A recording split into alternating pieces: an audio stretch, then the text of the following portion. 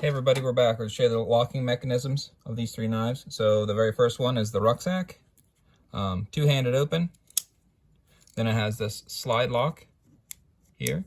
You push this button down to disengage the crossbar, and then it closes.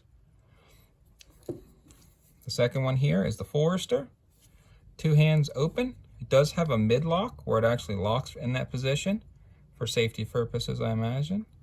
Goes all the way open, and then it has the left-handed liner lock, and then it also drops into that mid-lock position for safety, I imagine, and then closes all the way. And on the last one, I opted for the one-handed version so I could open it one hand and then close it one hand. The way this last one works, it's a liner lock also and a small slip joint. What happens is, let's see if I can get in the frame, when you push the shield down, it pushes that liner out of the way. There we go. Pushes the liner out of the way, and then you just have the weight of the slip joint on the back to close. Real quick, I weighed them off camera, just in case anybody was planning on getting these and they want to take them backpacking, just so you know you can add your weight in. The Rucksack weighs in at 3.6 ounces. The Forester weighs in at 4.4 ounces, and the Rangergrip 79 weighs in at 5.9 ounces. How I typically carry them, if I don't back pocket carry them that I mentioned earlier, for the Rucksack or these two are both 111 millimeter. Typically, this is a very old sheath. I got it when I got my Rucksack. Fits in there like so. Belt carry, it's a really nice sheath. Really like the design, like the basket weave. This one's old, it's starting to get a little bit of a tarnish on it. This is an old knife. For my second knife here, the Forester, I typically carry it in this, it's a leather box sheath that they make, and it has Velcro, which I'll probably I was going to change out for a button, but I kind of want to keep the shield on there. It's still a really nice sheath. They've kind of changed the design of the belt sheath. I do like that just a little bit better. It's a little bit tighter to the body, and I'm always afraid that these stitches are going to end up popping out.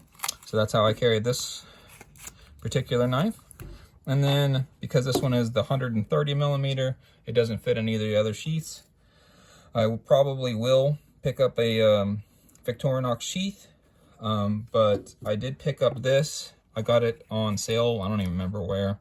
And it's an outdoor edge. It's made for like a $110 folding knife, some of the larger folding knives.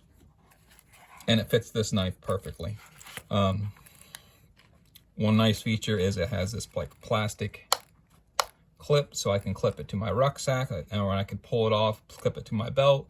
I could clip it onto my pocket, it doesn't really matter. And it holds extremely good. It's got a really good padding. And they say there's three different versions, three different generations of the same knife, for the most part, and I think this is a great addition to, one of these is a great addition to anybody's outdoor kit. You have so many options. I think the last time I weighed an original Buck 110, which I do have quite a few of those, and I like those a lot. They weigh in about 7 ounces, I think a little bit under 8 ounces. But there's just a lot of utility, you know. We'll just use this for an example. Toothpick, there's countless uses for that. Tweezers, any kind of small stickers. Your knife functions as your basic cutting tool for all knife type tasks, cutting tasks. The saw performs great and actually can get you out of the, you can process a lot more wood with a saw than you can with the knife. So you can cut much larger diameter branches. You can do a lot of different things, notching, stuff like that.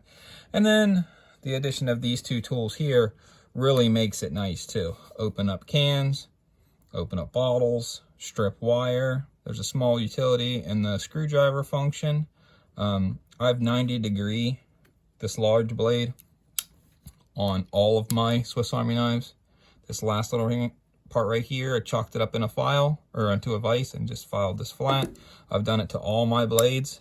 That's my normal main striking area for ferro rods, is this right here, because these blades even though some of them don't lock, they have a mid-lock. There's no real chance of it closing up on me.